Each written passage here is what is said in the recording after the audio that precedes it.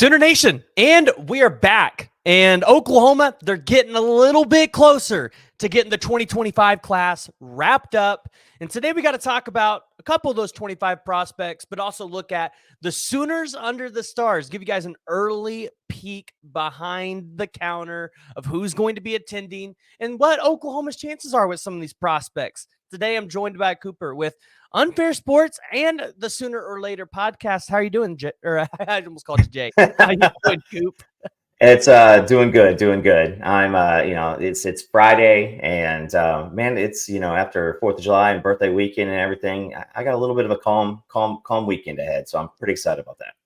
Yeah, and you had a good ending to the birthday weekend because you got to interview Floyd Boucard, the defensive lineman that Oklahoma, pretty much the lone defensive lineman at this point that Oklahoma is recruiting in 25. So I think that's a better place to start than any. Floyd Boucard, he's going to be making his decision on July 20th. And this is one that you feel like Oklahoma needs to land. They need to end this defensive line cycle with a good class. And I told you, if they land Trenton Wilson, Kamori Moore, and Floyd Boucard and get one guy out of the portal that I've kind of heard some rumblings on, Todd Bates is going to have a fantastic defensive line class this year. So what are some of your thoughts around Floyd Boucard and, could he pick the Oklahoma Sooners? When you talk to him, he is just such a terrific individual. And, he sounds like he's a hungry person who wants to come in and, he wants to give his all. He's gone through the process, and like most of the guys, at this point, they're about to go into the senior year and they just want to get things wrapped up. But there's a lot of people that want him. He is criminally underrated. And, Rivals has him as a 4-star and everybody else, at the 3. So if Oklahoma does pull his commitment and, if there's any of that 3-star that won't bother me, because I think Boucard is a guy who looks like he's got a little bit of a trajectory, kind of like a Dominic Williams. And, he's a cat who said, he likes, watching Micah Parsons, likes watching Aaron Donald. And so, with that, getting to the quarterback is something that is high on his list. He would rather do that than, push an offensive lineman in the backfield. But, he talked about the family environment of, that's something that's really, really, important to him. He wants to go somewhere where it's family, it's safe, somewhere where, if he brings his family in, it's somewhere that he can take care of them. NIL is a big piece for him, not because he wants to, buy the world, but because he wants to take care of his folks, want to take care of his family. They've put in a lot of work with him. So I like Floyd a lot, and he stayed pretty buttoned up, and he had another coach, calling on him, when we were doing the show. So he's going to continue to get a lot of push over the next 9 days. He said that he is, he's got a good idea, but doesn't want to make the call to the coaching staff until he's really, really sure. But he did say that, if he commits, he wants to lock it down and not be disrespectful and go visit, other campuses. So that's something she, lines up with a lot of the stuff that this staff and BV has put in place. So looking forward to the 20th, and hoping that he pulls the Sooners, because this is a guy, like you said, with the other 2 on board right now. It's a good back-to-back class with what we pulled in the 24 class. Yeah, and looking at Floyd Boucard, I agree with you. I don't understand how he's a 3-star on 3 recruiting sites, because you look at his size, 6'2.5", 315 pounds. I think he's a little bit bigger than that, actually.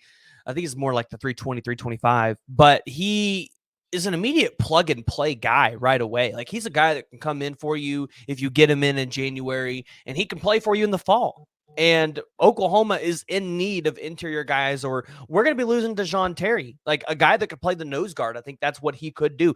Interesting enough, for those of you who are wondering, well, why do we want a 3-star? 3-star U, 62 solo tackles, 85 total tackles, and 27 tackles for loss, 11 sacks. I think that's pretty good enough to explain to you why he has, I think, 47 total offers? Yeah. Something like that. Like, yeah. It's insane. And coming out of Canada, he talked about, he was, messing around playing soccer and playing hockey. And, there's just not a lot of people that you can go around. So he didn't grow up, idolizing, NFL players until he moved to the States. And so, I mean, he's going to be a guy that you want to be able to come in. Most of these cats are going to come in and get some good Schmitty time. The strength and conditioning, the nutrition, and just absolutely turn him into a machine. So you can put him in the middle as another rotation guy in SEC. I mean, at defensive tackle, you want to have yourself 5 to 7 really, really good guys that you can count on the interior. 100%, especially when you're losing potentially 2 this year to the NFL draft. Potentially 2. We'll see how well Dominic Williams does. But I want to move to another prospect, and we're recording this. Michael Fasusi has not made his announcement that he said he was going to make on Friday. But, Coop, I got to say, I feel good about this one.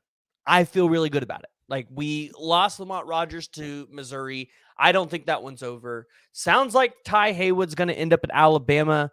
We'll see if he ever makes a trip up to Oklahoma, maybe this season or whenever. But I'm feeling really good about Michael Fasusi. This is the prospect. It feels like Bill Bedenbaugh has probably put the most work into. Now, predictions everywhere, they're not going to favor Oklahoma. But when you follow the visits, you've watched what Michael Fasusi talks about, its development, relationship with Bill Bedenbaugh. When I always allude to this, when he talks about Texas, he talks about Steve Sarkisian, not Kyle Flood. So today, I expect Michael Fasusi to announce or depending on when you're watching this, I expect it to be a announcement date of when he'll be committing and potentially a top 3 to 4. What are you feeling here, Coop? Yeah, if you just go purely off of the relationship that's been built, and I've leaned towards you on a lot of this because the relationship that your connections are not connections of people who have connections to Fasusi. You've been talking to Michael, and it's hard to to really keep up the meter of what is he telling me as a Sooner guy and what is he telling me as PG, right? So I think that. Coming off the last Oklahoma visit, I said, we all found out they knocked it out of the park. They did a really good job with him and, letting him know about the scheme, where he's going to be. It was a really, really far-fetched piece to say that we were going to take 3 or even 4 like big-time offensive tackles in this cycle, because you got to have a conversation with 4 guys about 2 spots. And you've already have Ryan Foje, and I think that he is going to be a 5-star. If not, he is going to be, he might be the first 4-star. So you've already got him on board. Nobody knows about Babalola because he keeps those things to the vest pretty well. And I think Oklahoma has an NIL package that can be, very, very enticing if Stanford is not his absolute lock, or Michigan. So you come down to Fasusi. Bedenbaugh has made him a top priority. He's developed that relationship with him. He's been talking to him for 2 years plus. And right now, the coming off the Oklahoma visit, with all that I just said, Texas has to be reactive. So if Fasusi does look at everything, the last visit to Texas had to be extremely reactive. And now with them missing out on several people, they've got a ton of NIL, but I don't think that Michael Fasusi really does just absolutely want to just break the bank when NIL comes around. I think it is about, coming to a place, locking down, and some great coaching and being able to make more money in the NFL. But I will say this is, and I said it on another show not too long ago, is he's not guaranteed to ever even play a snap in college football, right? Injuries can happen. Weird situations can happen. And so that's a hard choice for these guys to go, listen, I got to get something. But, just rewind just a few years ago when you couldn't give players anything openly. And so, if he stays who we think he is, I still think it's an Oklahoma pick. And I think that you're going to pair him up with Foje. So if you have Foje, Hutton, Colin Beck, Afalava, and Fasusi, Bill Bedenbaugh is going to get some votes for, Recruiter of the Year. Oh, 100%. And Bill Bedenbaugh deserves it. And I will say this about Texas, too. They have built a really good offensive line room, and They're probably going to lose Kelvin Banks. I don't know if DJ Campbell goes to the NFL draft this year, but outside of those guys, they still have a really stacked offensive tackle room. So them missing on Fasusi isn't the worst thing in the world for them. You would have liked to have had him to replace Kelvin Banks, but they don't need him, right? They've got other guys in that room. They could focus their attentions in and go all in on somebody in 2026. So Oklahoma, I think they're in a good spot. I know some people asked about Oregon since the Phil Knight news. I don't think Oregon's really a player here. It's too far away. It's just as simple as that.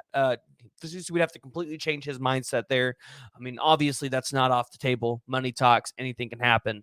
I just don't see Oregon being a viable option there. But lastly, to wrap up the 25 class before we jump into 26, this one should be pretty quick. Christian Jones, and he came on the official visit for Oklahoma. It seemed like things went really, really well. But as I've previously said, he's not going to make a decision until the season, or at least that's what he said before. If he changes his mindset, great. You expect the pick at that point to be Oklahoma, but we're just kind of sitting here waiting. It's like this is the last take at linebacker for Oklahoma. I don't even know if they'll make any late evals there at that position. What are you hearing? What are you thinking about Christian Jones?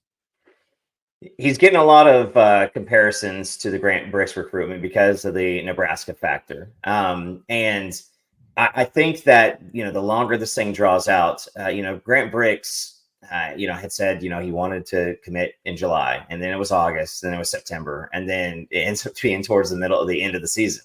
I think that there are some similarities, but I don't think it's a comparable recruitment over like the whole way.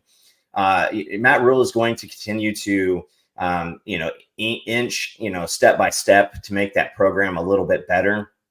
But it didn't get easier with, the Oregons coming in and not even USC, because, though I don't think USC is a national title contender, they're still going to be a lower middle of the pack, team that they've got to go in and they've got to see. And so, we'll see what happens at Nebraska, but he is the guy that the staff has been on for quite a long time. They've continued to make him a priority. And when other guys had come through, I don't think that they ever stopped talking to Christian Jones. So again, I want to say that if we see him making this commitment sometime soon, and by that I'm saying end of August, early September, I think that Oklahoma still is in a good position. But I don't think that, that linebacker room was a massive priority this cycle. But this is a kid that if he wants to come here, this is who you want to come on campus, as a linebacker. Yeah, and I was pulling up the visit thing there for a second because I always like to follow the visits. Obviously, Nebraska's got 11. They're the home state. You would expect that, but he doesn't really travel a whole lot. He doesn't go to a whole lot of places. I think they have Oklahoma at 2 visits. I think he has 3. I think he has his official and 2 unofficials. Oklahoma's in a good spot there. At this point, I think it's one of those deals of he might want to take in-season visits and see how Nebraska and Oklahoma, if it's really down between those two, he might want to see how Nebraska does this year, because I think Nebraska could be a 9 to 10 win team. And if they improve that much, maybe he picks the in-state school. But if they start the season off slow, maybe at that point he says, yeah, you know what, I'm going to lock it up with Oklahoma. Nebraska hasn't improved enough for me, and I don't want to go be a part of a rebuild. So, OU fans, you'll just have to watch that one. But the 25 class, it's about to be wrapped up. I expect, maybe you're only taking one more commit, and it could be a really elite offensive lineman post after these 3 commitments. But looking at the 2026 cycle, Oklahoma's got the Sooners under the Stars coming up on July 25th, and they've already got an elite slate of visitors headlined by 5-star defensive tackle James Carrington, 5-star athlete Brandon Arrington. Oklahoma's got a chance to really make some noise in this class. Now, Brandon Arrington listed as an athlete. Jay Valai is his lead recruiter. And I was telling Jay this the other day. I would like to see Oklahoma go out there and land one of these classified athletes that are 5 stars. And I would like to see Jay Valai and Emmett Jones kind of be a tandem here, because we're about to see Travis Hunter go be a top 10 pick in the NFL this year. And I'm under the philosophy, you're going to see more kids want to do what Travis Hunter's doing. And if that's the case, I would like to see Brent Venables figure out a way to be able to utilize a guy like that on our team. Be able to play a guy at corner who is 6'2", but also be able to utilize him as a wide receiver as well. So, Coop, we got James Carrington, Brandon Arrington, Jaden O'Neal, Jonathan Hatton, Ryder Mix, Jalen Pyle, Mason James, Felix Ojo, Ja'Cory Smith, Deacon Schmidt, Cortavius Tisby, already confirmed to be coming to Sooners Under the Stars. What's your expectations coming out of this weekend? Are you expecting some commitments? Like, what are your thoughts there? The Jaden O'Neal factor is what you want to pay attention to here. When you have a top tier quarterback in your class, that's when the early fireworks start up. I remember was it 2 cycles ago that we were heading into the year, and I think we were like in April or whatever, and there was like 1 or 2 guys on board, and people were starting to get a little antsy because there wasn't a lot there. The 26 class is going to start filling up early. Why? Because Jaden O'Neal has been recruiting since probably a couple weeks prior to his commitment. And so who does Jaden O'Neal want? He wants the best of the best. He wants to build a team. And now the recruiting pitch that no Oklahoma recruit has ever really been able to take in hand is, guys, we're heading into the SEC. You see all this stuff. Like we have top line. They are going to show out this year. And he's going to walk with that in hand, and he's going to start having these conversations with offensive linemen, defensive linemen, wide receivers. And Jaden O'Neal has that character and that charisma where people are going to want to go around him. There was comparisons about Caleb Williams and how on 2020 he was showing up on class leading recruiting events by himself. Now, we know that Caleb Williams wants to win, and the transfer aside, that's what I see Jaden O'Neal right now as the ringleader for this 26 class. And you already have 2 other guys on, with Nick Mix and Hatton on the docket. So I would say that if we don't see 1 to 2 commitments during the week of, probably within a week, we're going to see a couple things pop because 26 is here. A lot of people want to say that 26 isn't even a real year yet. But this 25 class is pretty much tied up. So you know pretty much what's going to happen. And I promise you this, there's going to be a lot of the talk with the offensive lineman because he's going to want to have, some boys showing up with him to take care of him. Yeah, an offensive line's a perfect place to kind of look at real quick because Felix Ojo might be your best offensive lineman that you have on campus right now for this weekend. And he's one that I'm really intrigued by. He is a 6'7", 274-pound tackle out of Lake Ridge High School in Mansfield, Texas. And I said, now watch, Texas doesn't have to go all in on Fasusi this cycle, but they need to go all in on somebody next cycle. This could be their target. He's already taken 2 visits to Texas. He's taken 2 visits to Bama, but he's also been to Oklahoma twice. I know that Jonathan Hatton is also pushing big time for Felix Ojo as well. He's going to be one of the best tackle prospects in this class. So, Coop, what's your feelings around Felix Ojo? Because I feel like this is, if Bill Beanbo if he gets Fasusi, he doesn't have to take a huge class in 26. But I feel like this is probably one of the guys that he must land in 26. Yeah, because I think that you've got guys like Brett Colajay, or if you guys start paying attention to him, it's LL Colajay, and he kind of confirmed that that's one of his nicknames. But you got Drew Evers, Colajay. I think that we're going to have some good guys on the interior. So I think Ojo is the one that you press for, and you make him. You just let him know that he is the absolute bell cow for this offensive line on the outside.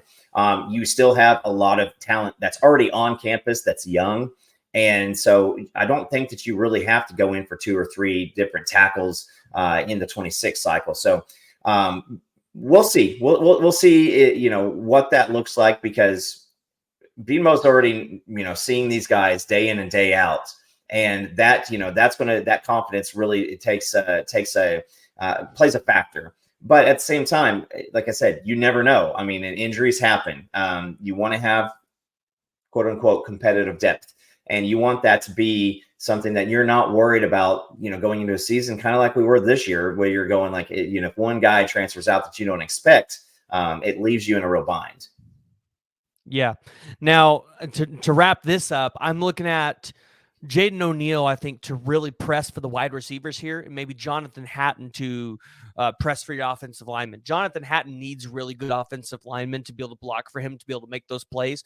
Jaden O'Neal needs a really good offensive line as well, but I could see him really focusing on the wide receivers in this recruiting event, specifically Mason James, who is local to Norman. I feel like you want to get him locked up pretty quickly, Yeah. especially for how elite he is. But also, there's a name that a lot of people might not be familiar with, and that's Jalen Pyle. That's one that I think Oklahoma is probably in a sneaky good spot for, that I think you're going to see Jaden O'Neal make a huge difference in. I like Pyle. I like Pyle a lot. But here's the one thing that Jaden O'Neal has an ace in his sleeve, and it's the coach, Emmett Jones. So, like, I don't think there's going to be a significant push that he's going to have to make, because EJ is just on a heater right now, and they have an absolute. It's him and Hartline right now when it comes to recruiting wide receivers. So, but I do want to see Emmett Jones go in, and some of these guys who will end up being 5 stars. I want to see him start pulling a couple of those cats, because he's finding these diamonds in the rough. He's finding these guys that are absolute studs and may just be underranked. So the combination of a prolific quarterback with a lot of upside and a lot of potential and a lot of warranted hype, and Emmett Jones. I mean, as a Sooner fan, you need to just sit back, kick back, and relax, and know that the wide receiver room's in good hands. No, 100%. Does Emmett Jones ever overtake Brian Hartline as the best wide receiver coach in college football? Because Brian Hartline, he has the recruiting record behind him and the NFL draft production behind him as well. It's going to take a tall task. You're going to have to see Hartline either take an OC job, like a true OC job, or take a head coaching job, and kind of have to deviate away from that. And that's no knock on Emmett. I mean, it absolutely isn't. That's just like saying, can anybody overtake, Kirby Smart overtake Nick Saban as the, best coach of all time? Well, I don't know if that's possible, but I don't think that, it has to be a comparison. Like, I think that you can throw Hartline and Emmett Jones as 2 guys that when you see them recruiting a wide receiver, the other coaches are, probably moving on to their next guy. Yeah. Brian Hartline, he's a problem. If you're going up against him in recruiting, you might as well just chalk it up as an L, because if he wants him, he's getting him, and he don't just recruit wide receivers either. He recruits other positions pretty well as a secondary or a primary recruiter. So, Coop, I appreciate you coming on. At the beginning of the video, we talked about your Floyd Boucard interview that you did. Where can people find that at? Yeah, check it out. That one's going to be listed at the Sooner or Later podcast. If you go to Unfair Sports, sometimes we put stuff there. More of the recruiting stuff is going to be on the Sooner or Later, so check that out. Jay has linked it, so worst case scenario, search Floyd Boucard, Sooner or Later podcast, or my name and Jay, but Eric_Cooper82 on the Xbird app. All right, and if you guys have made it this far and you guys have not already, make sure you guys hit that like and you hit that subscribe button.